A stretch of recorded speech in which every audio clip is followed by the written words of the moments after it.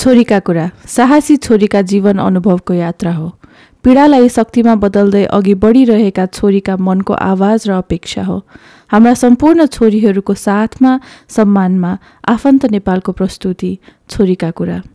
छोरी भएकै कारण हाम्रा छोरीहरू हिंसा र अन्यायमा नपरुन्, न्यायको लडाईँमा बाधा नआओस्, विभेद विरुद्ध आवाज उठोस् र पूरा होस् छोरीहरूको सपना। शिक्षाको उज्यालो खोज्दा जाल र झेलको पासोमा बाँधिनुको जिउँदो अनुभव हौ तिमी।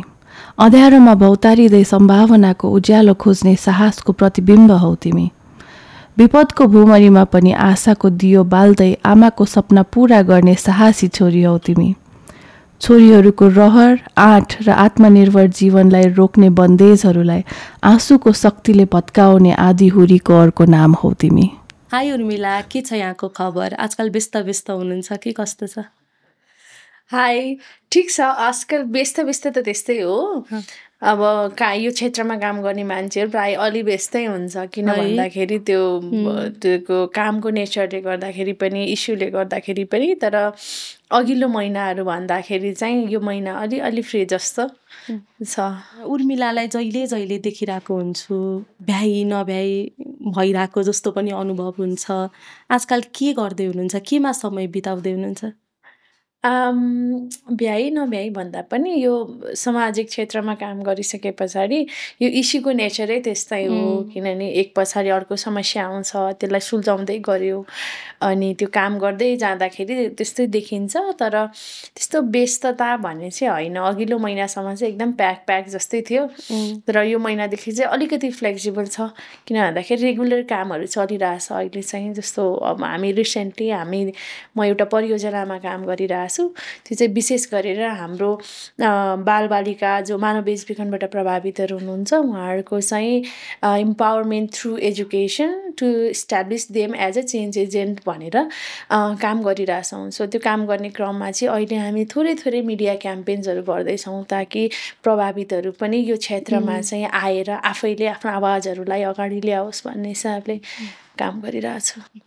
ओके उर्मिला, तपाईँ अहिले शक्ति समूहमा प्रोजेक्ट कोअर्डिनेटरको हैसियतले काम गर्दै हुनुहुन्छ होइन? मैले दर्शकहरूलाई चाहिँ शक्ति समूहको बारेमा थोरै जानकारी दिन चाहेँ। शक्ति समूह भनेको चाहिँ एनजिओ हो र यो चाहिँ मानव बेचबिखन प्रभावितहरूबाट सञ्चालित र स्थापित विश्वकै पहिलो संस्था हो। यसले चाहिँ मानव बेचबिखन प्रभावितहरूमा जो पर्नु भएको छ उहाँहरूको सम्मानजनक जीवनयापनको लागि विभिन्न कार्यक्रमहरू गर्दै आएको छ र यसको एउटा प्रोजेक्ट तपाईँले लिड गर्दै हुनुहुन्छ। हेर्नुहोस् त, हामी युवाहरूको लागि कति इन्स्पाइरिङ कुरा हो यो। तपाईँको यो यात्राको सुरुवात चाहिँ कहाँबाट भयो? एकदमै जान्नु मन लाग्यो।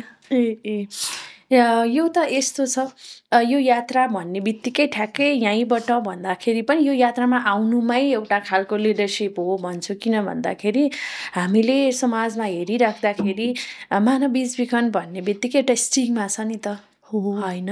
त्यो भएको हिसाबले गर्दाखेरि चाहिँ यो यात्रामा जोडिने नै मेरो लागि चाहिँ लिडरसिपमा आउनु। अहिले इभन इफ अहिले चाहिँ म परियोजना लिड गरिरहेको छु भन्दा पनि।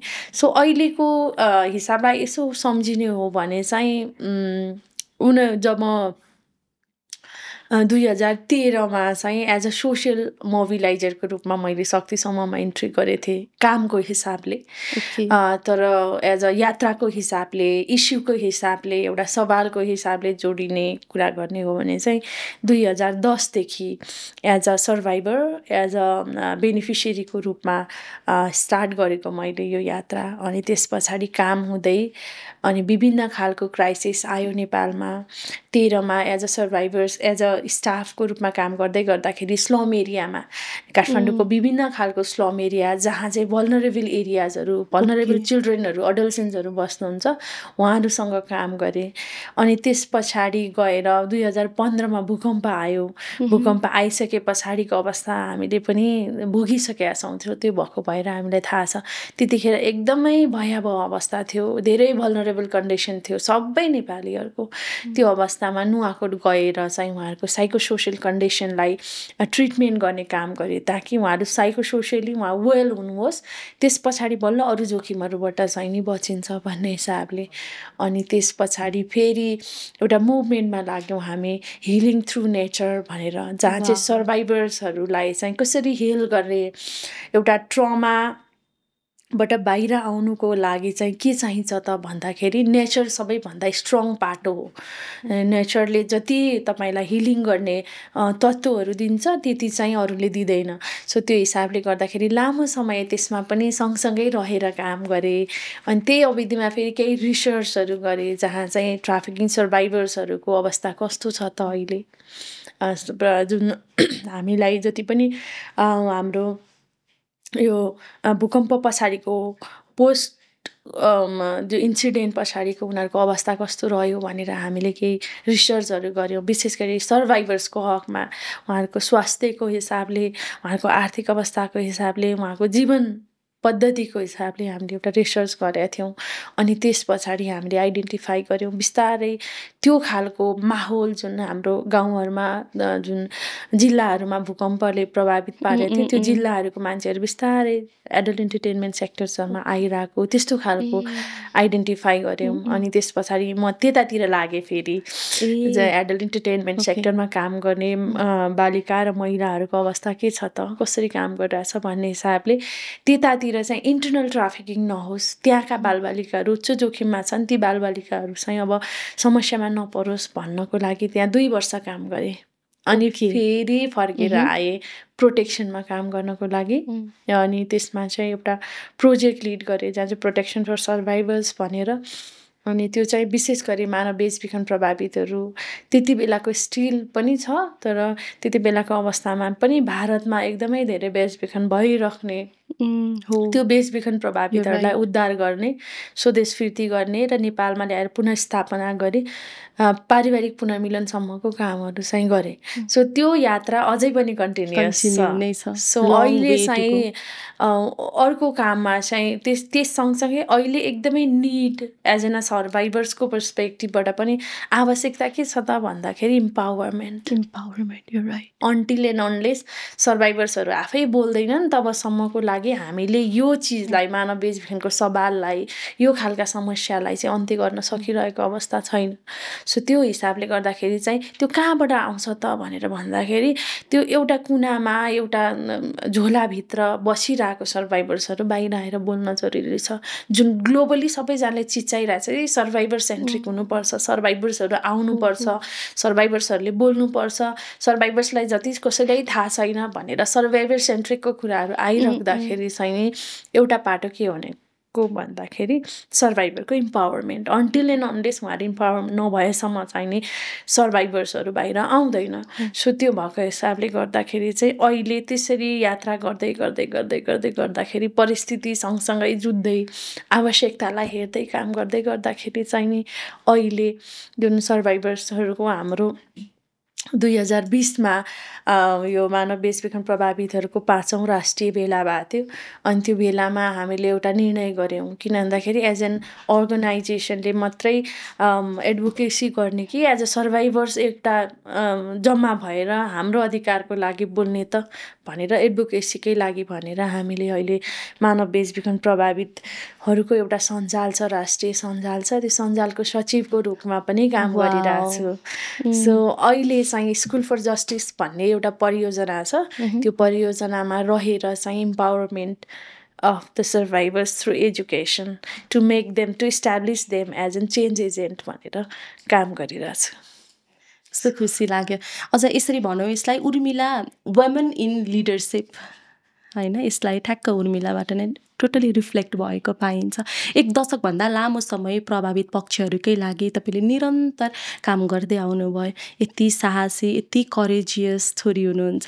तपाईँको यो सबै यात्रामा तपाईँले कसलाई सम्झिन चाहनुहुन्छ? तपाईँको परिवारमा को हुनुहुन्थ्यो? कोले सपोर्ट गर्नुभयो तपाईँलाई यहाँसम्म आउनको लागि? यसमा त यसरी सपोर्टै गर्ने हिसाबले हेर्ने हो भने चाहिँ लेयर्स अफ सपोर्टर्स के एउटा समयमा जब म सानो थिएँ त्यति बेलाको अवस्थामा मैले अलिकति विगतमा जान चाहेँ। मेरो फ्यामिली चाहिँ आर्थिक रूपमा पैसा भएको चाहिँ होइन, तर पनि खान नपुग्ने पनि होइन। किन भन्दाखेरि मेरो परिवार चाहिँ कृषि ब्याकग्राउन्डको परिवार हो, त्यो भएको हिसाबले गर्दाखेरि त्यस्तो परिवारबाट म बिलङ गर्छु। सो यो पाटोमा आइराख्दाखेरि चाहिँ मलाई एकदम याद छ एजुकेसनको महत्त्व जुन अहिले छ नि, जसरी ग्लोबली मान्छेहरूले एजुकेसनलाई प्रायोरिटी दिइरहेछ, त्यति बेलाको समयमा जब म सानो हुँदाखेरि मेरो मम्मीलाई त्यो कुराको भ्यालु थियो क्या। ओके, त्यो बेलाई छोरीले पढ्नुपर्छ भन्ने चाहिँ भयो। एक्ज्याक्टली, सो त्यो थियो क्या। यो रोकिहाले कति साल अगाडिको कुरा, कहिलेको कुरा यो? जतिखेर म 6-7 वर्षको हुँदाखेरि मेरो मम्मीले एउटै कुरा भन्नुहुन्थ्यो कि अरू होस् नहोस् थाहा भएन, तर मेरो बच्चाले आँखा चाहिँ देख्नुपर्छ। भनेको मतलब मेरो बच्चाले कम्तीमा पढ्न सक्नुपर्छ भन्ने चाहिँ उहाँको विचार। सो मेरो आमाले मलाई 7 वर्षको हुँदाखेरि गभर्मेन्ट स्कुलमा 25 रुपियाँ दिनको 25 रुपियाँ दिन्थ्यो। त्यतिखेर 25 रुपियाँमा झार गोरेर मेरो आमाले मलाई स्कुल भर्ना गर्नुभएको होइन। सो तर परिस्थिति कस्तो भइदियो भनेर भन्दाखेरि मेरो आमाको इच्छा एकातिर, अनि त्यो इच्छाले मलाई के चाहिँ इन्करेज गर्यो भने पढाइ जस्तो ठुलो चिज चाहिँ केही होइन रहेछ है भन्ने कुरा चाहिँ मलाई बोध गरायो। त्यो भएको हिसाबले गर्दाखेरि मैले पढ्नुपर्छ भन्ने कुरा गर्यो। तर फेरि पनि हरेक परिवारको एउटा न एउटा समस्या त हुन्छ।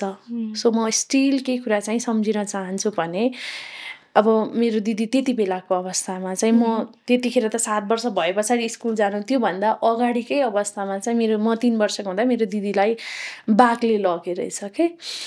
त्यो बेलामा चाहिँ गाउँतिर अलि धेरै जङ्गल हुने, अनि प्लस बाघको एकदमै धेरै बिगबिगी, अनि त्यस पछाडि बाघले लगेर अनि मेरो दिदी मात्रै एउटा मान्छे हो जसलाई चाहिँ बचाएको। 6-7 जना बच्चाहरू त्यो जिल्लामा 6-7 जना बच्चाहरू खाएर एउटा मात्रै मेरो दिदी हो जसलाई चाहिँ बाघले खाएर त्यो लगेर पनि बचाएको मेरो बाले। How is that possible? त्यो त आई डोन्ट नो, मेरो बालाई मेरो मम्मीलाई थाहा होला होइन, तर त्यो इमेजिन पनि गर्न सकिँदैन क्या। सो त्यो भएको हिसाबले गर्दाखेरि त्यतिखेरको अवस्थामा के भएछ भन्दाखेरि त्यो अलिकति यो कहाँनिरबाट मेरो लाइफमा क्राइसिस स्टार्ट भयो, मेरो परिवारमा क्राइसिस स्टार्ट भयो, मेरो लाइफमा समस्याहरू सुरु भयो भनेर भन्दाखेरि चाहिँ हामी 4 दिदी बहिनी छोरी। त्यो मध्येमा मेरो माइली दिदीलाई चाहिँ नि बाघले लगिसके पछाडि चाहिँ ठुलो आर्थिक सङ्कट पर्यो हामीलाई। किन भन्दाखेरि बा आमाको मन त के हुन्छ नि, छोराछोरीलाई कुनै पनि हालतमा बचाउनु पर्छ भन्ने विचार हुन्छ नि त। अनि त्यो गर्दाखेरि मेरो बाले चाहिँ धेरैजनासँग ऋण लिनु भएछ क्या मेरो छोरीलाई बचाउनको लागि, उपचारको लागि भनेर। अनि उपचार गर्यो, दिदी पनि बाँच्न त, तर परिवारको इन्कमको अरू सोर्स कृषि बाहेक अरू सोर्स नभएको कारणले गर्दाखेरि ऋण थपिँदै गयो। अनि थपिँदै गयो। अनि त्यसको पछि म 6-7-8 वर्ष भएपछि अलिअलि बुझ्ने भएँ। अनि मलाई याद छ, स्टिल के याद छ भनेर भन्दाखेरि के भन्छ, मेरो दिदीलाई चाहिँ नि त्यतिखेर हाम्रो दिदीहरू चाहिँ बिचमा क्या पढाइ 3 क्लास 4 क्लास पढेपछि मेरो दिदीहरू चाहिँ पढाइ छोडेर जानुभयो कि म गलैँचा बुन्छु, त्यो बाउआमाको ऋण तिर्छु भनेर। त्यो सानो मेरो दिदी 10-12 वर्षको हुनुहुन्थ्यो होला, त्यस्तो उमेरमा जानुभयो। अनि त्यस पछाडि गएर चाहिँ अनि बिस्तारै त्यो गलिलो उमेरमा गलैँचा बुनेकोले कति पैसा पुग्थ्यो होइन, त्यो हिसाबले गर्दाखेरि। अनि पछि म पढिरहेको अवस्थामा मलाई के याद छ भन्दाखेरि हाम्रो घरमा धान नआउने होइन, एकदमै धेरै धान आउने, जस्तो अलमोस्ट 2 मुरी जस्तोको खेती थियो कि हाम्रो, बिउको खेती थियो। सो त्यो खेतीमा चाहिँ टन्नै धानहरू आउँथ्यो। अनि मलाई के कुरा याद छ भने मेरो बाले शरद मङ्सिरमा खेती सबै जम्मा हुने, अनि टन्नै भकारी भरि पुरै धान हुने। अनि तर फेरि मङ्सिरको अन्तिम हुँदै जाँदाखेरि हाम्रो घरमा धानै नहुन्थ्यो के। किन भन्दाखेरि जो मान्छेको पैसा ल्याएको थियो नि, त्यो मान्छेहरूले चाहिँ हाम्रो घरमा आएर आफै भरेर धान दिएर जाने। उहाँहरूले के भन्दाखेरि पैसाको ब्याज, त्यो ट्रिटमेन्ट गर्नको लागि ल्याएको पैसाको ब्याजको स्वरूपमा उनीहरूले धान लाने। सो हाम्रो त्यो भनेको चाहिँ के हो भन्दाखेरि हाम्रो गाउँतिर चाहिँ भकारी भनेको चाहिँ हाम्रो एउटा आत्मसम्मानको बाटो हो क्या। वर्षभरि दुःख गरिन्छ नि होइन त्यसको लागि। अनि आयो अनि पुरै भरेर लिएर जाने अनि घरमा अन्तिम हुँदाखेरि अनि हाम्रोमा चाहिँ जस्ट दाइँ गरेको धान चामल मात्रै बस्ने अवस्था हुन्थ्यो। सो त्यो स्टिल के चिजले मलाई ट्रिगर गर्यो भने पैसा चाहिँ हुन जरुरी रहेछ। एउटा चिज त्यो। अर्को चिज चाहिँ मेरो परिवारले छोरी भएको कारणले गर्दाखेरि मेरो आमाले मेरो बुवालाई गरेको डिस्क्रिमिनेसन, आफ्नै फ्यामिलीले गरेको डिस्क्रिमिनेसन, हेला, तेरो छोरी त हो, तेरो भोलिपछि सम्पत्ति खाने त हामी नै हो नि, अन्त अथवा तेरो छोरी त पहिला गइहाल्छ, बिहे गरिहाल्छ, तिमीहरू त के भन्छ कोरीको के अरे ज्यान प्यारो, अब्तलीको धन प्यारो भन्ने खालको त्यस्तो खालको व्यवहारहरू गर्ने कि। अनि त्यसले गर्दाखेरि चाहिँ मलाई के चाहिँ भन्नुहुन्थ्यो भने मम्मीले पढ्न चाहिँ इम्पोर्टेन्ट छ है, पढे पछाडि मात्रै यो चिजमा परिवर्तन आउँछ। अनि मेरो एउटै सोच चाहिँ के भन्दाखेरि म पढ्छु, त्यो मान्छेहरूलाई जसले मेरो घरको भकारीमा धान लिएर गएछ नि तिनीहरूलाई देखाउँछु, जसले मेरो बाउआमालाई चाहिँ त्यसरी गाली गर्छन्, त्यसरी डिस्क्रिमिनेसन गर्छ, म चाहिँ के चाहिँ देखाउँछु भने म छोरा भएर देखाउँछु। ओके। कसरी भन्दाखेरि पढेर। सो त्यो खालको इन्भाइरोमेन्टले चाहिँ मलाई यहाँसम्म लिएर आएको हो। एउटै कुरा के भने म पढ्छु, अनि मलाई लाग्छ म त्यो पढाइले गर्दा नै सायद आज म यहाँ छु। कहाँसम्म पुग्यो हजुरको पढाइ? मेरो पढाइ अहिले म ब्याचलर सकेर मास्टर्स साइकोलोजीमा गरिरहेको छु। तर म यसो सम्झिन्छु मेरो लाइफलाई, यसो मैले यो पढाइको लागि जति सङ्घर्ष गरेको छु नि, जस्तो मैले यो पढ्नकै लागि मेरो आमाले देखेको जुन सपना थियो, त छोरी हो तैँले पढ्नुपर्छ, त त्यो एउटै आधार के हो भने तेरो पढाइ हो। किनभने मेरो आमाले पढ्नु भएको छैन क्या। सो नपढ्दा मेरो आमाले जति सङ्घर्ष पुग्यो नि त्यसको सपनाहरू मसँग जोडिया छ। सो त्यो सम्झिन्छु म कहिलेकाहीँ। अनि म त्यतिखेर यो हरेक चिज जति समस्याहरू मेरो लाइफमा आयो यो सबै पढाइ गर्नको लागि, मैले मेरो पढाइ गर्नको लागि मैले मेरो घर छोडेँ। म पढाइकै लागि भनेर पछि परेर म समस्यामा परेँ। अनि त्यस पछाडि कति धेरै सङ्घर्ष छ क्या। त्यो हुन्छ नि, मलाई लाग्छ आजै सबै गरेर सकिँदैन होला। सो मलाई लाग्छ मेरो यो पढाइ भनेको चाहिँ म मात्रै होइन, मेरो आमाको सपना पनि जोडिया छ। त्यो भएको भएर पनि म पढाइ कन्टिन्यू गरिरहेको खासमा अहिलेसम्म पनि। पढाइको कुरा गर्नुभयो, यहाँले मास्टर्स पढ्दै हुनुहुन्छ, ब्याचलर चाहिँ सकाउनु भयो। त्यो रोनक, त्यो खुसी, त्यो उज्यालो, त्यत्रो सङ्घर्ष गरेर पनि यहाँसम्म आइपुगेर पढाइलाई छोड्नु भएन, आमाको सपनालाई पुरा गर्नुभयो। हामीले यही कुराहरू चाहिँ सबैलाई भन्न चाहन्छौँ कि पढाइलाई चाहिँ एटलिस्ट नछोड्नु होइन, प्लिज टु कन्टिन्यू भन्ने कुराहरू पनि। अनि यो तपाईँले जे काम गर्दै हुनुहुन्छ, वाज इट यो ड्रिम जब? लाइक म यही नै बन्छु भन्ने थियो, म प्रभावितहरूको लागि काम गर्छु, किनभने एउटा सङ्घर्षरत जीवनबाट यहाँसम्म आइयो। ड्रिम जब नै थियो कि के? मेरो त्यो हामीले जसरी बच्चादेखि देखिन्छ नि सपना, त्यो हेरेर त होइन। म बच्चामा त म अर्कै चाहन्थेँ। म बच्चामा चाहिँ नि आर्मी बन्न चाहन्थेँ। किनभने they were very strong masculine जुन स्कुलिङ भयो मेरो, किनभने छोरा मान्छे भन्नेवाला स्कुलिङ भयो। त्यो हिसाबले गर्दाखेरि पनि म चाहिँ आर्मी बन्न चाहन्थेँ। किन भन्दाखेरि छोरा मान्छे स्ट्रङ हुन्छ, स्ट्रङ के नै हुन्छ भने त मेरो आँखाले एउटा बच्चाको आँखा देखेको भने त आर्मी हो नि त। त्यो हिसाबले म आर्मी बन्न चाहन्थेँ। तर परिस्थिति यस्तो भइदियो, जुन परिस्थिति सँगसँगै झेल्दै आउँदाखेरि चाहिँ इस्युसँग जोडिने मौका पाएँ अनि फेरि यो क्षेत्रमा लागेको। यहाँले मानव बेचबिखन प्रभावितहरूलाई एकदमै नजिकैबाट देख्नु भएको छ, त्यो अवस्थालाई निहाल्नु भएको छ होइन। अनि यो कुरा भन्दै गर्दाखेरि ठ्याक्क मलाई एउटा कुरा स्ट्राइक भयो कि, जस्तै म पनि धादिङबाट हो होइन। अनि धादिङमा अनि नेपालको कति धेरैवटा जिल्लाहरू जस्तै सिन्धुपाल्चोक, काभ्रेपलाञ्चोकहरूमा चाहिँ यो it has been a hub for human trafficking कि होइन। अनि यसमा चाहिँ जस्तै छोरीहरू नै एक्सटर्नल्ली पनि, विदेशतिर पनि, अथवा इन्टरनल्ली भनेको यहीँको मनोरञ्जनात्मक क्षेत्रहरूमा पनि विभिन्न स्वरूपबाट बेचिरहेको पाइन्छ होइन। यसलाई चाहिँ कसरी हेर्नुहुन्छ? तपाईँको अनुभव के छ यसमा चाहिँ? एउटा टेक हुन्छ नि, के छ यसमा चाहिँ? सो तपाईँ पनि धादिङबाट मलाई कस्तो एकदमै कनेक्ट गरे। सो जब म शक्ति समूहसँग जोड्दै गर्दाखेरि हामीसँग एकजना हुनुहुन्थ्यो के धादिङकै, अनि त्यसमै सिन्धुपाल्चोकको धेरैजना थिए। स्टिल म एकदम सम्झिन्छु। हामी त्यहाँ जम्मा सेल्टरमा 35 जना मध्येमा मोस्ट अफ आधा जस्तो चाहिँ सिन्धुपाल्चोक हुनुहुन्थ्यो। म एकदम सम्झिन्छु। सो हामी आज छोरीको कुरा गरिरहेछौँ होइन। अनि फेरि म सिन्धुपाल्चोकबाट, अनि फेरि सिन्धुपाल्चोकको केही कथाहरू मलाई एकदम भन्नु मन लाग्यो कि तपाईँलाई। सो त्यतिखेरको अवस्थामा मलाई याद छ कि सानो सानो त्यो 35 जना बस्नेहरू मध्येमा चाहिँ सबैभन्दा सानो सानो एउटा 12 वर्षको, भर्खर 12 वर्ष पुग्दै गरेको, अनि एकजना भर्खर 13 वर्ष पुग्दै गरेको, दुईजना सानी सानी बहिनीहरू आउनु भएको थियो सेल्टरमा। तपाईँ सेल्टरमा, हजुर। अनि आउनु भएको थियो, अनि उहाँहरू सिन्धुपाल्चोकबाट, अनि एउटै रिलेसनमा के त्यस्तो बहिनी अनि दिदी बहिनी पर्ने त्यस्तो खालको सेल्टरमा। अनि मैले उहाँहरूको कथा अहिले पनि म यस्तो सम्झिन्छु के, अनि अहिलेको परिस्थितिसँग कनेक्ट गर्छु।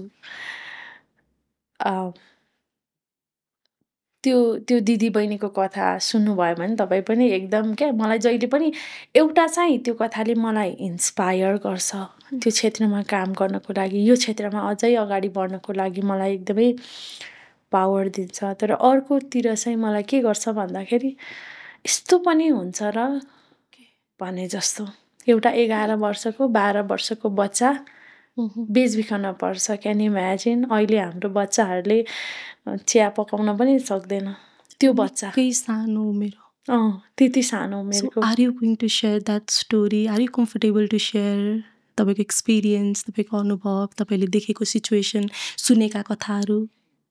एकदम एकदम मलाई त्यो एकदम कुरा गर्दै गर्दाखेरि त्यस्ता मान्छेहरू जो जरुरी छ हामीले सुन्नको लागि भन्ने जस्तो लाग्यो। सो त्यो कथा सुनाउँदै गर्दाखेरि मलाई याद छ कि स्टिल हेर्दाखेरि हेर्दै पुरै यल्लो, अनि एक सरो मात्रै कपडा लगाएको, अनि त्यस पछाडि मेहन्दी कलरको कुर्ता लगाएको त्यो बच्चीले, दिदीले बच्चीले त्यस्तो कपडा लगाएको। अनि त्यस पछाडि गएर बहिनी चाहिँ यसो समातेर पछाडि त्यो उसको कुर्ताको साइडमा दुईजना सँगै हिँडिराख्ने त्यो अवस्था। अनि हामीले कुरा गर्दै जाँदाखेरि एक्सपिरियन्स, उसलाई ट्राफिकिङ, जो दिदी पहिला ट्राफिकिङमा पारेको थियो, कसले भन्दाखेरि उहाँको आफ्नै आफन्तले। हामी भन्छौँ नि त, सो मानव बेचबिखन चाहिँ नचिनेको मान्छेले दिएको चक्लेट नखाऊ है, नचिनेको मान्छेको स्टिल भनौँ न, नचिनेको मान्छेको फ्रेन्ड रिक्वेस्ट एक्सेप्ट नगर है। तर मोस्ट अफ द केसेस, मैले जति पनि केसेस हेरेको छु नि, सबै चिनेका मान्छेले गरिरहेछन्। चिनेको मान्छेबाटै फसिने है। स्टार्टिङ कि चिनेकै मान्छेबाट गरिरहेछ। सो त्यो केसमा पनि के थियो भन्दाखेरि मामा घरको मावला दाइले, हामीले के बुझ्छौँ मावला दाइ भनेको चाहिँ हामीले आफ्नो कुरा मजाले सेयर गर्ने कसलाई हो? आफन्तलाई। हाम्रो कमजोरी, दुःख, गाह्रो कसलाई थाहा हुन्छ? आफन्तलाई, नजिकको मान्छेलाई। अनि त्यो नजिकको मान्छेले के काम गर्छ हामीलाई थाहा छैन। सो त्यो गर्ने क्रममा चाहिँ उसको मावलाको दाइलाई, आइराख्ने दाइले के भन्छ भने, जाउँ न त, तिम्रो घरमा एकदम इकोनोमिक क्राइसिस रहेछ, तिम्रो बाआमालाई एकदम गाह्रो रहेछ, म तिमीलाई पढाइदिन्छु नि भनेर लिएर गयो। लिएर गइसके पछाडि लगेर उसलाई अर्को मान्छेसँग इन्ट्रोड्युस गराउँछ, जसले चाहिँ पहिलोचोटि उसले काठमाडौँ, दोस्रोचोटि काठमाडौँ आएको मान्छे भनौँ न। हामीलाई एउटा गल्लीबाट अर्को गल्ली गयो भने अहिले पनि काठमाडौँमा यत्रो लामो समय भयो बसेको होइन, अहिले म काठमाडौँ बसेको 15 वर्षभन्दा अलिक बढी भयो, तर पनि कहिलेकाहीँ हामीलाई कन्फ्युज फिल हुन्छ नि कि एउटा 11-12 वर्षको बच्चालाई ल्याएर ल जाउँ न त भनेर लिएर आयो। अनि लिएर आएर उसको मामा अर्को मेरो भिनाजु हो भनेर चिनायो। अनि त्यस पछाडि चिनाएर उसलाई लिएर गयो।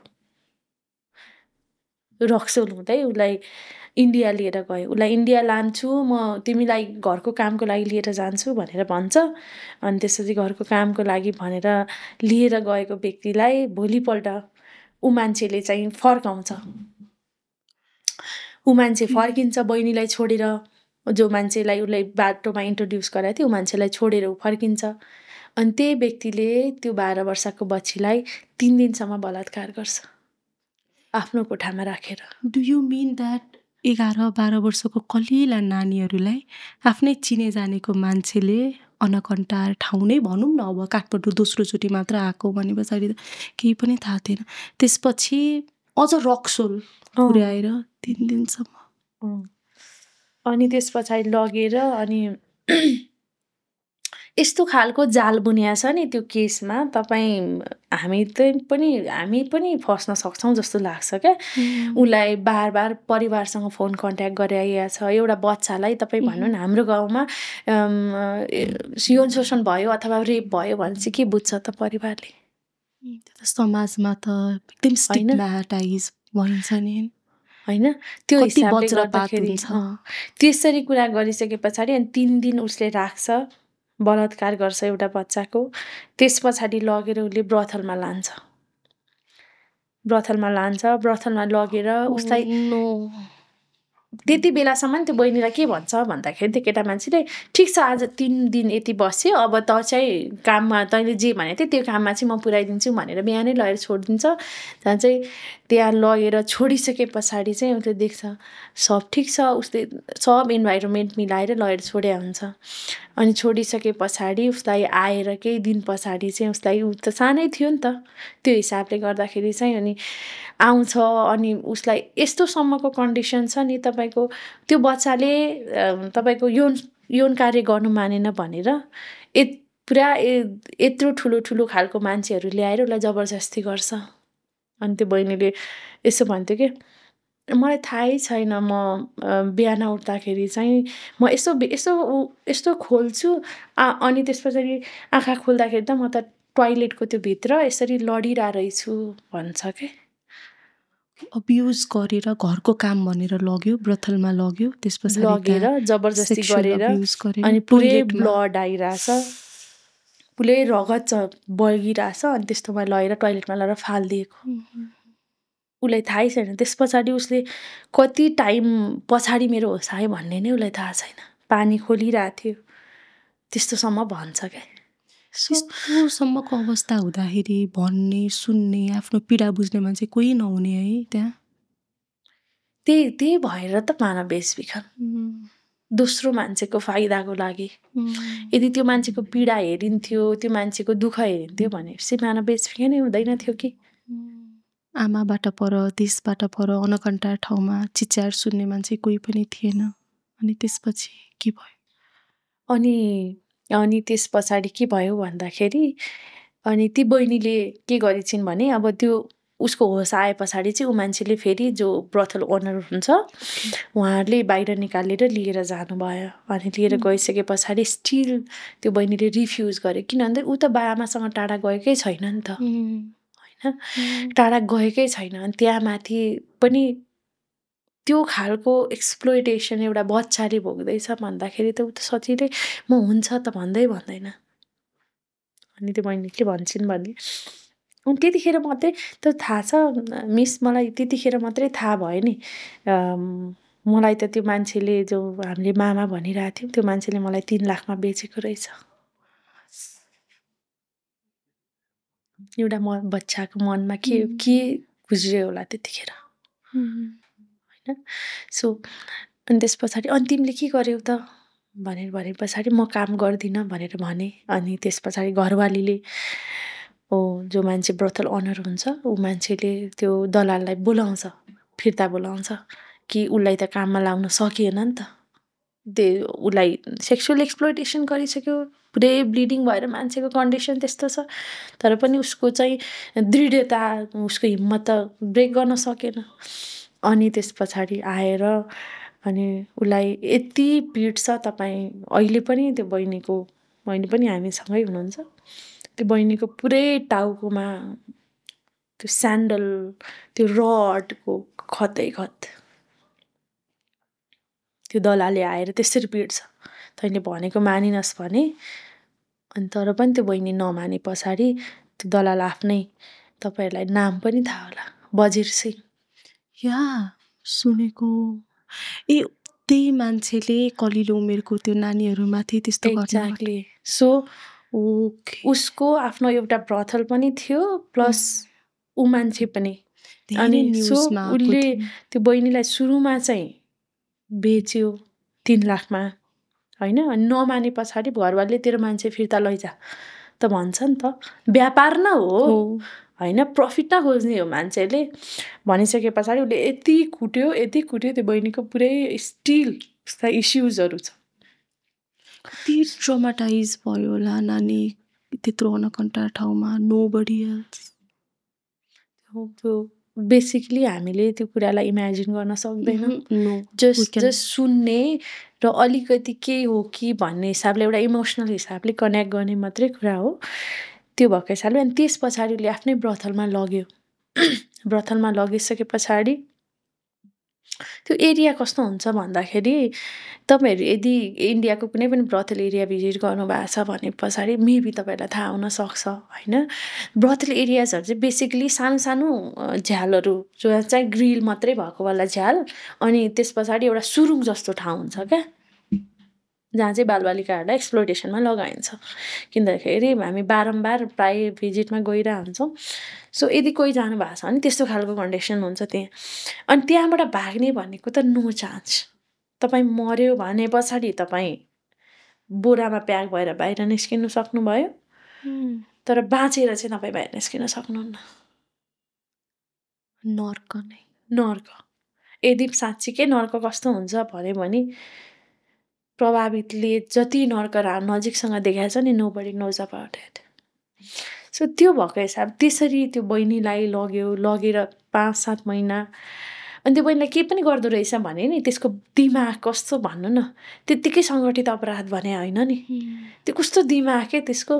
बेला बेलामा त्यो बहिनीलाई चाहिँ नि परिवारसँग फोन गर्न नि दिने क्या, के भन्नलाई भने म ठिक छु, तपाईँले म एकदमै काम राम्रोसँग गरिरहेको छु, म तपाईँलाई अर्को महिना पैसा पठाउँछु, म राम्रो छु भन्नलाई। फ्यामिलीले उनीहरूको विरुद्धमा केही नेगेटिभ स्टेप नचालोस्। एक्ज्याक्टली। अनि इफ तैँले भनिस् भने फेरि यताबाट ऊ बहिनीलाई के भन्छ भने त भनिस् भने भरे चाहिँ कि त बोरामा प्याक भएर गइस् कि तेरो सबै कुरा चाहिँ तेरो बाउआमालाई भनिदिन्छु अथवा त्यो समाजमा फैलाइदिन्छु, त्यसले गर्दाखेरि तेरो बाउआमा पनि गाउँमा बस्न पाउँदैनस्। त्यो भने पछाडि आफ्नो बच्चाले के सोच्छ त अब? सोच्दैन नि त। एउटा के भन्दा कि त्यो कन्सेन्ट भन्दा पनि यो के हो भन्दाखेरि उसले आफ्नो एउटा जालमा फसाएको अवस्था। किनभने सबै तर्फबाट ऊ त हिरो भयो नि त। समाजमा यतापट्टि पनि ऊ मामा हिरो होइन, उसको लागि पनि उसलाई मारेन ऊ हिरो हो कि होइन। मास्टरमाइन्ड त्यो खालको दिमाग यिनीहरूको। सो त्यस्तो गरिसके पछाडि उसलाई 5-7 महिना त्यहाँ राख्यो, फोन सम्पर्क गराउँछ। फोन सम्पर्क गर्दाखेरि चाहिँ म ठिक छु भन्छ। अब हामीले के भन्छौँ, मेरो बच्चा ठिक छ, तेरो छोरीलाई पनि पठाइदिए नि त सँगै भन्ने हुन्छ नि त। उस्तै समस्या भोगिरहेको त हुन्छ। अनि उसको बहिनीले पनि तेरो छोरीले पनि पढ्न पाइरहेछ, मेरो छोरीलाई पनि पढाइदिए भनेर त्यही मान्छेसँग पठाइदिन्छ।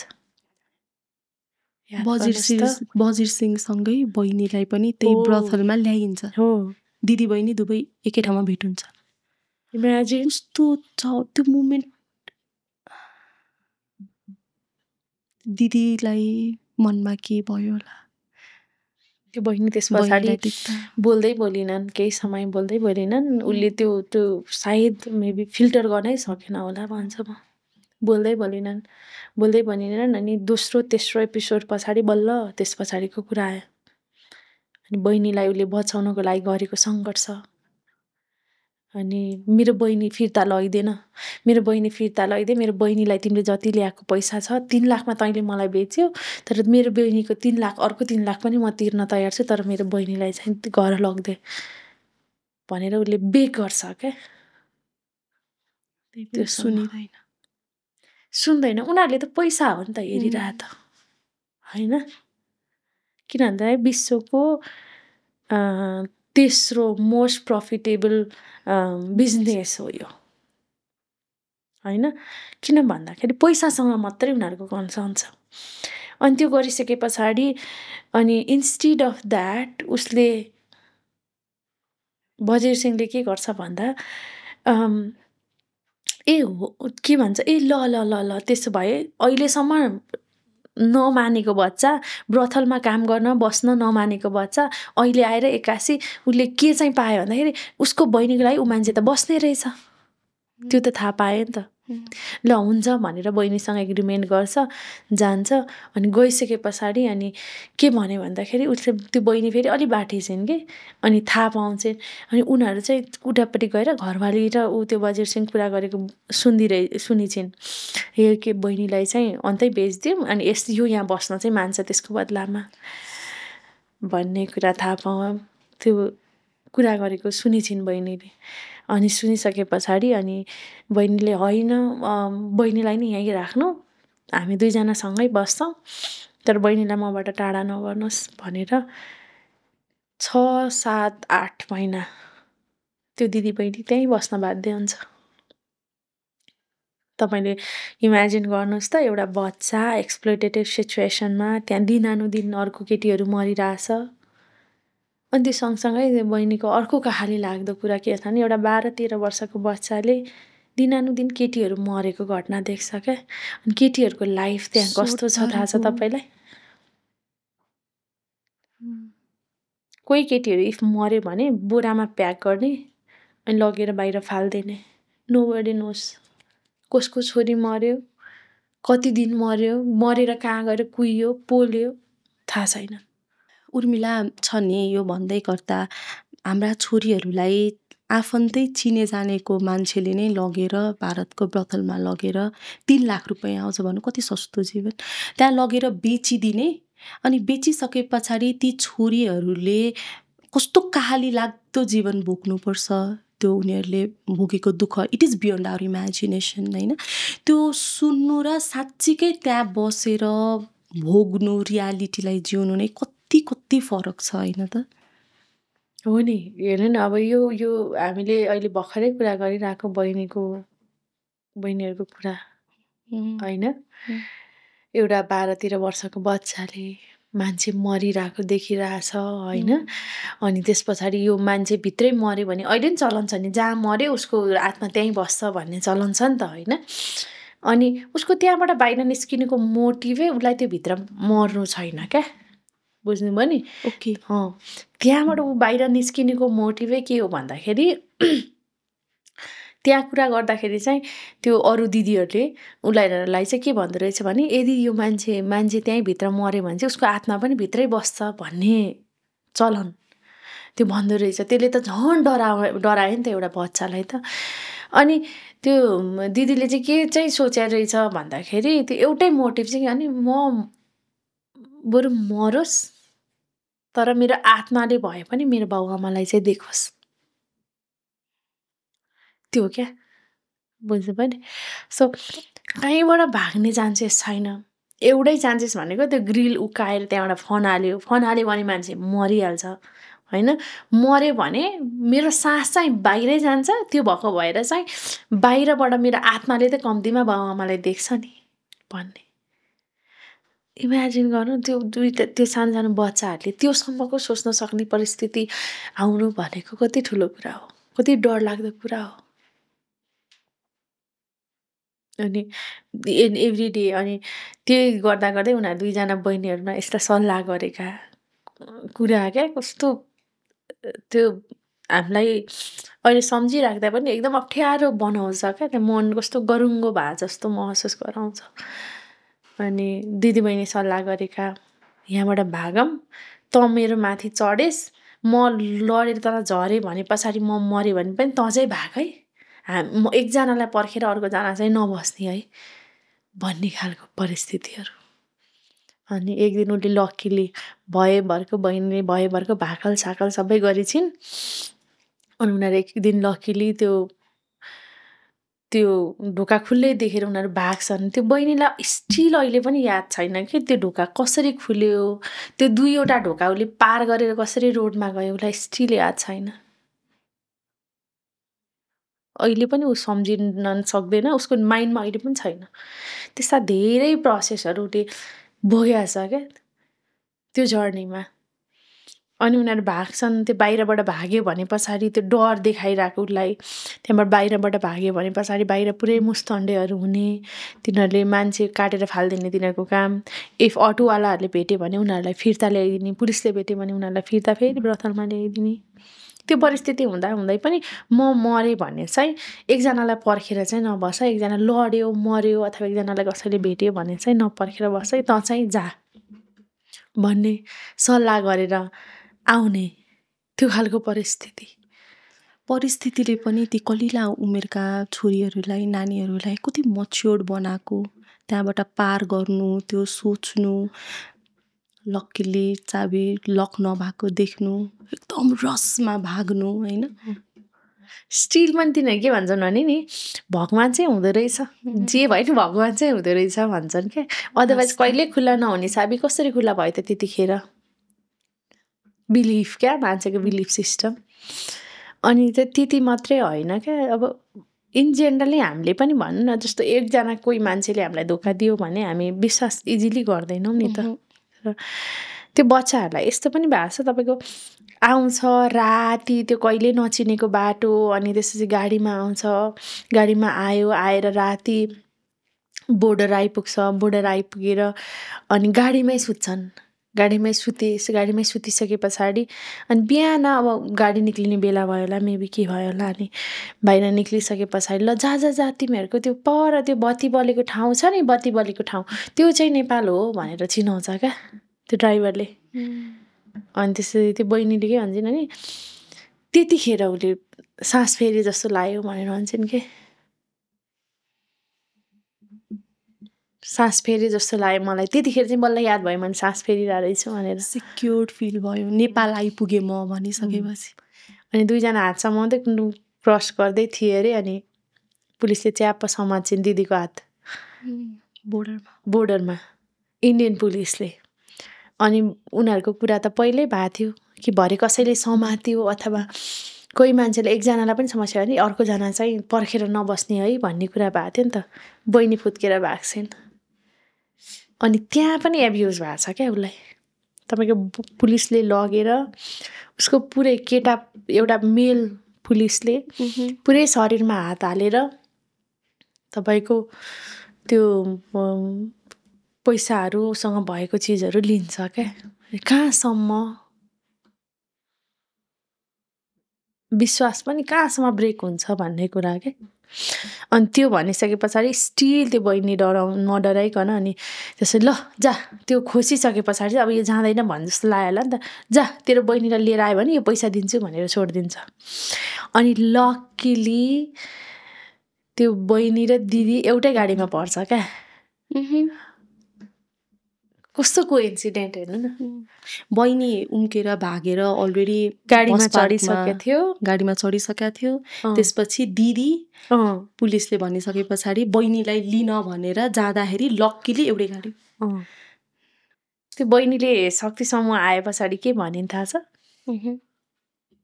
मलाई केही गर्नु छैन, मलाई पढ्नु छ, जसरी भए पनि पढ्नु छ, जस पढ्न चाहन्छु भने उसले सुरुमा उसको एउटै कुरा के थियो नि, सुरुमा ऊ समस्यामा पर्यो के कुराले पढ्नुपर्छ म पढ्छु भनेकै कुराले पढ्यो नि।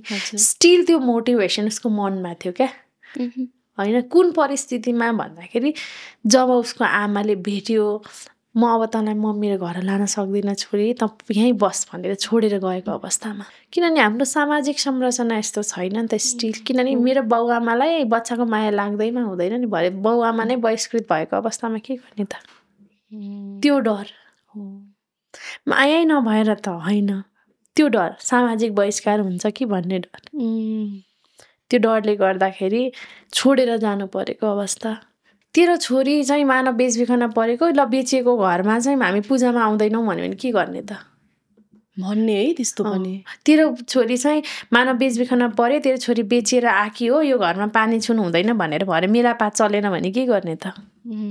अनि अब अहिले हेर्नु है, अहिले त्यो हेर्छु म, अनि अहिले त्यो बहिनीहरूले पढे, अहिले दे आर वेल इस्टाब्लिस, साँच्चीकै तिनीहरूले आफ्नो अब्जेक्टिभ पाए। म पढ्छु भन्ने थियो नि, शक्तिसम्मले पढे, they are well establish, economically socially respective ठाउँमा छन्, पढिरहेछन्। त्यो सबैको लागि अहिले काम गर्ने यो क्षेत्रमा काम गर्ने मान्छेहरूको लागि पनि एउटा इन्सपिरेसन हो, अरूको लागि पनि मोटिभेसनको बाटो हो। त्यसरी बसिरहेछन्। उसले आफ्नो मात्रै होइन कि त्यो बेलामा जब 6-7 वर्षको उमेरमा हुँदाखेरि ऊ बेलामा आमासँगै देखेको सपना समेत पुरा गर्यो। ती छोरीहरूले चाहिँ न्याय पाए कि पाएनन् होला? खासमा हामीले न्युजहरू त धेरै सुनेको हो बजिर सिंहको बारेमा, होइन? के भयो होला त्यसमा? नै यसमा त उहाँहरू आइसक्दाखेरि चाहिँ बा आमाले नै इनिसिएट गरि नै सक्नु भएको थियो। लिगल प्रोसिक्युसन हाम्रोमा आइपुग्दाखेरि उहाँले लिगल प्रोसिक्युसन सुरु गरिसक्नु भएको थियो। त्यसमा शक्ति समूह सहित हामीले धेरै चुनौतीहरू चाहिँ भोग्यौँ। जस्तो मलाई स्टिल याद छ, चरीमाया दिदी, हामी चरीमाया दिदी सहित हामी यहाँ, म साक्षी छु त्यो घटनाको। हामी बकपत्रको लागि जाँदाखेरि तपाईँको चौतारा पुरै सटर, एउटा पनि सटर खाली थिएन, सब बन्द। सिन्धुपाल्चोकको चौताराको त्यो घटनाले गर्दा त्यति पावरफुल मान्छे हो Bajir Singh, not just a Bajir Singh, सोसाइटीमा त्यति रिकग्नाइज, त्यति रेस्पेक्टिभ मान्छे, पोलिटिकली भेरी पावरफुल, इकोनोमिकली पनि राम्रो मान्छे भनेको त्यो चौताराको पुरै बजार बन्द गर्न सक्ने भनेको कतिसम्म पावरफुल होला। केही मिडियाहरूले त्यतिखेर ल्याएको पनि थियो तपाईँको त्यो सर्भाइभर्सहरूलाई छ नि, तपाईँको यसरी हतकडी लगाएको, यसरी चरीमाइदीलाई यसरी तान्न आएको अदालतको प्राङ्गणमा क्या बजिर सिंहले। सो बकपत्र सकिसके पछाडि काठमाडौँ फर्किन यस्तो च्यालेन्ज भएको थियो हामीलाई। एउटा त त्यहाँ बस्नको लागि हामीले होटेल पाएनौँ। किन होटेल पाएनौँ भने पुरै काठमाडौँ त्यो चौतारा पुरै बजारै सटर्ड, बन्द। त्यसले गर्दाखेरि हामीले ठाउँ पाएनौँ। जसरी पनि काठमाडौँ त फर्किनु पर्यो। बिचमा गाडी, सर्भाइभर सहित चरीमाया दिदी सहितको गाडी, पछाडि अर्को एउटा भ्यान, के अरे पुलिसको भ्यान, अगाडि पुलिसको भ्यान, पुरै स्कटिङ गरेर लिएर आउँदा पनि 100-150 वटा बाइक छ नि। तपाईँले मुभीमा मात्रै देख्नु होला, रियलमा मेबी आई डोन्ट नो, तर रियलमा मैले पनि अहिलेसम्म देखाएको छैन। 100-150 वटा बाइक यसरी घेरेको अवस्था, सँगसँगै 2वटा अगाडि र पछाडि पुलिसको भ्यान हुँदा पनि त्यसरी घेरेको अवस्था।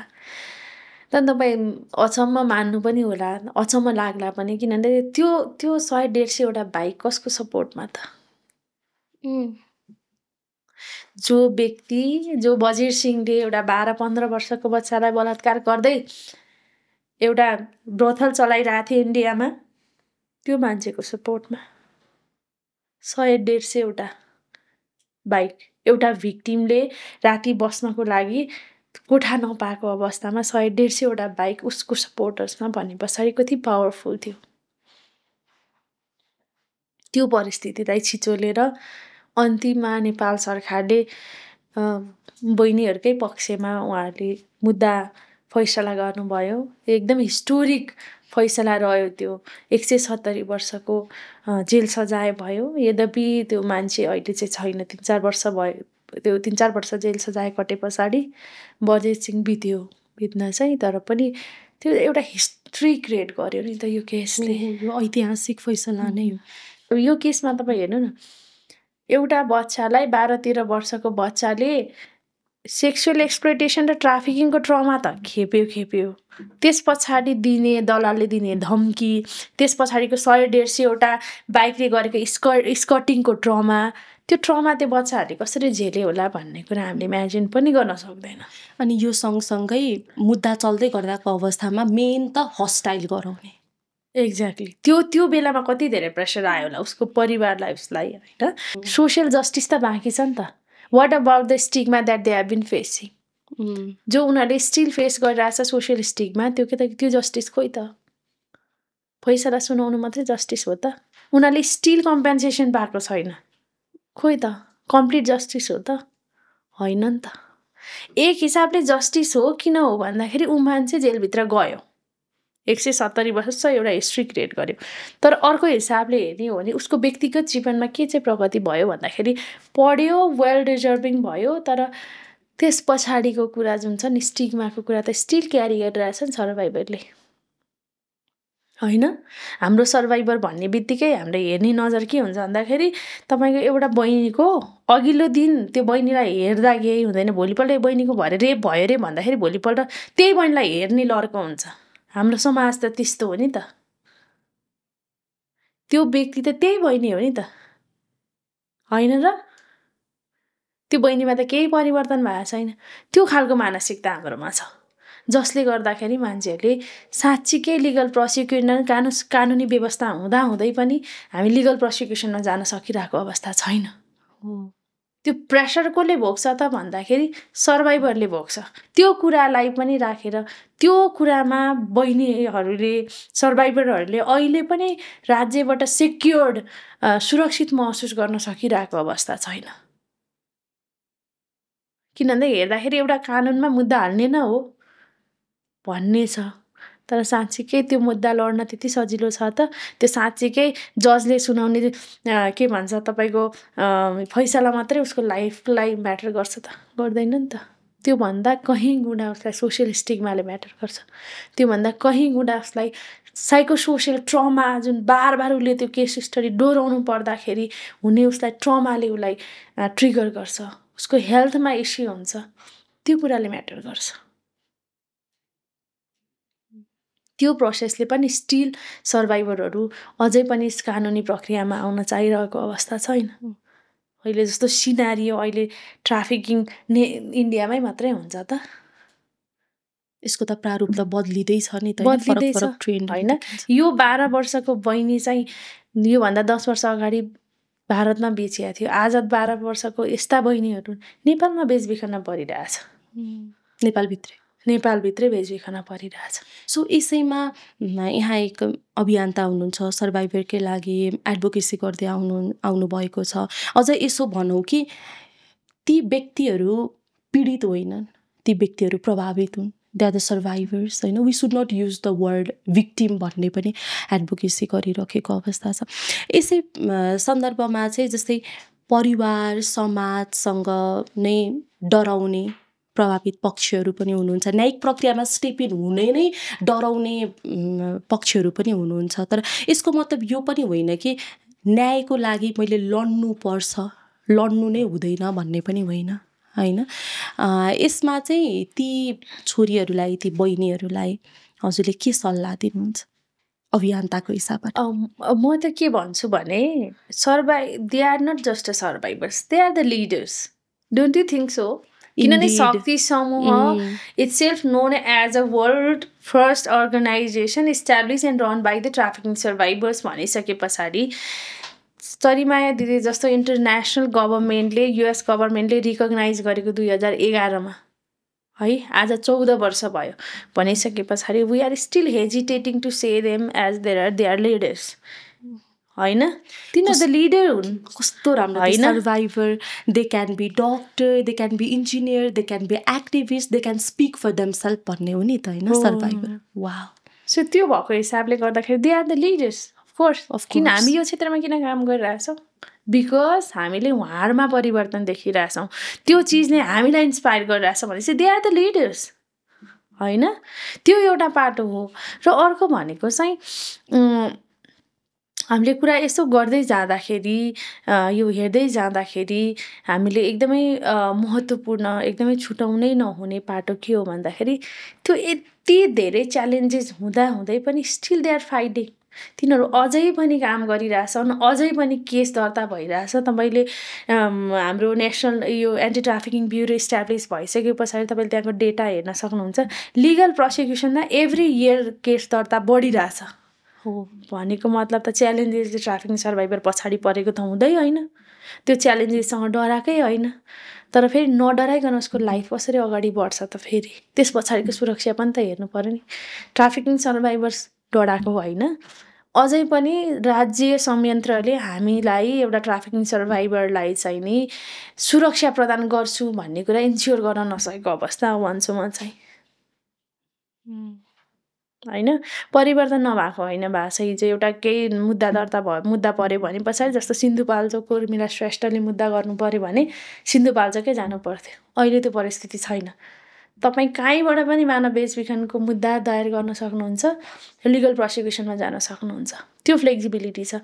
त्यो सँगसँगै स्पेसल मानव बेचबिखनकै क्षेत्रलाई, मानव बेचबिखनकै लिगल प्रोसिक्युसनलाई सपोर्ट गर्ने भनेर मानव बेचबिखन अनुसन्धान ब्युरो इस्ट्याब्लिस भएको छ 6-7 वर्षदेखि, होइन। त्यो युनिटले काम गरिरहेछ। तर सँगसँगै स्टिल भिक्टिम्सहरू जो सर्भाइभर्सहरू हुनुहुन्छ, त्यो प्रभावित हुनुहुन्छ, स्टिल डराइरहेछ भन्ने के कुराले त एउटा पाटो त तपाईँको हाम्रो जुन राज्य संयन्त्र छ उनीहरूले सेक्योर फिल गराउन सकिरहेको अवस्था छैन। अर्को पाटो के हो भन्दाखेरि जति नै ठुला कुरा गरे पनि हाम्रो सामाजिक दृष्टिकोण परिवर्तन भएको अवस्था छैन। तपाईँ एउटा भन्नु न, एउटा रेप सर्भाइभर भनिसके पछाडि भइरहेको बोयफ्रेन्डले पनि ब्रेकअप गर्छ क्या। त्यो हो नि त परिस्थिति। एउटा तपाईँ मानव बेचबिखन प्रभावित भन्ने बित्तिकै मानव बेचबिखन प्रभावित, ल तपाईँको यो म चाहिँ मानव बेचबिखन प्रभावित हो भने पछाडि त्यो घरमा कतिजना केटा मान्छे माग्न आउँछ त? त्यो परिस्थिति त छैन। त्यति इजी लाइफ त छैन नि त। नो, छैन सर्भाइभरको। But still they are doing भने पछाडि त दे आर द लिडर्स। तिनीहरूको आफ्नो भोइसको लागि, आफ्नो अधिकारको लागि हामी आफै लिडर्स हौँ। यद्यपि हामी धेरै सेक्टरको यो क्षेत्रमा सपोर्ट गर्दै पनि त्यो पाटो चाहिँ नि हामीले भुल्नु हुँदैन भन्ने चाहिँ लाग्छ मलाई।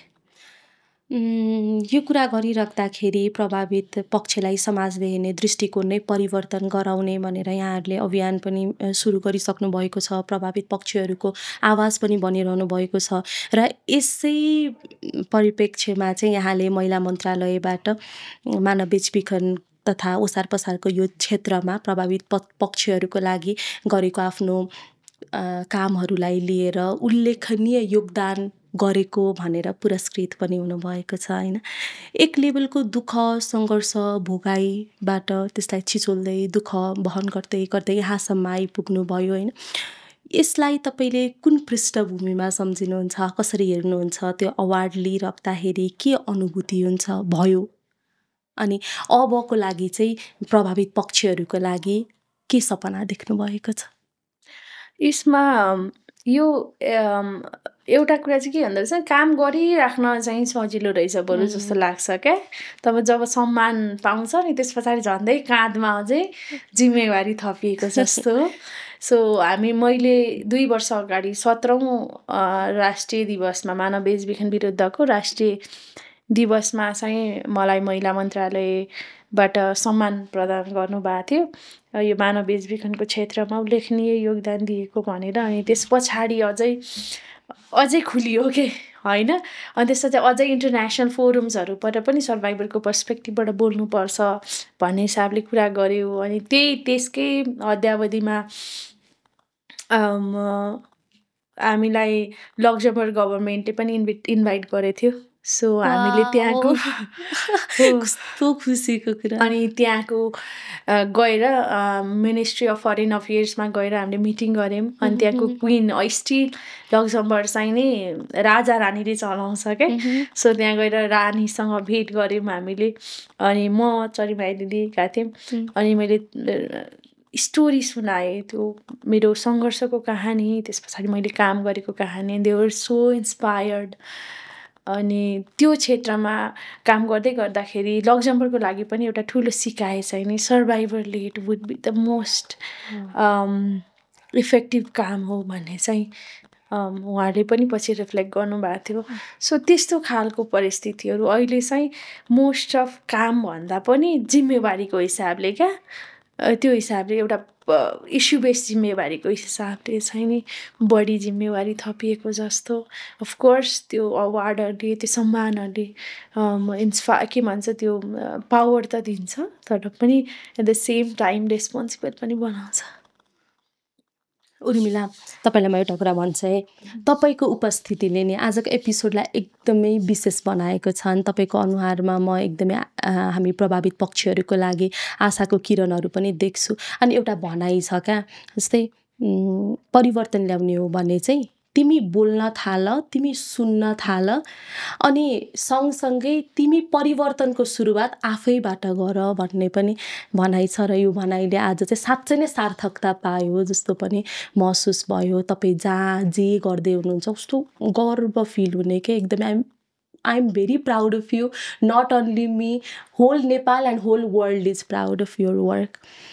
यसैमा चाहिँ जस्तै यहाँलाई अझै सुन्न, सिक्न, यहाँबाट धेरै कुराहरू सुनाउन बाँकी नै छ। धन्यवाद। Thank you. तपाईँले यो चिजलाई पनि, यो मानव बेचबिखनको सेक्टरलाई पनि समेट्नु भयो। सो त्यसको लागि एकदमै धेरै धन्यवाद। किन भन्दाखेरि मिडिया अहिलेको हकमा चाहिँ मिडिया मोस्ट पावरफुल टुल्स हो, even in the awareness in the advocacy both पार्टमा चाहिँ। सो त्यो भएको भएर यो इनिसिएसन सफलतापूर्वक अगाडि जाओस् भन्ने मेरो पनि शुभकामना। साथसाथै बोलाउनु भयो त्यसको लागि एकदमै धेरै धन्यवाद। अझ विशेष गरेर यो इस्युलाई उजागर गर्नको लागि चाहिँ यो एपिसोडमा जुन तपाईँले मलाई इन्कर्पोरेट गर्नुभयो त्यसको लागि पनि एकदमै धन्यवाद।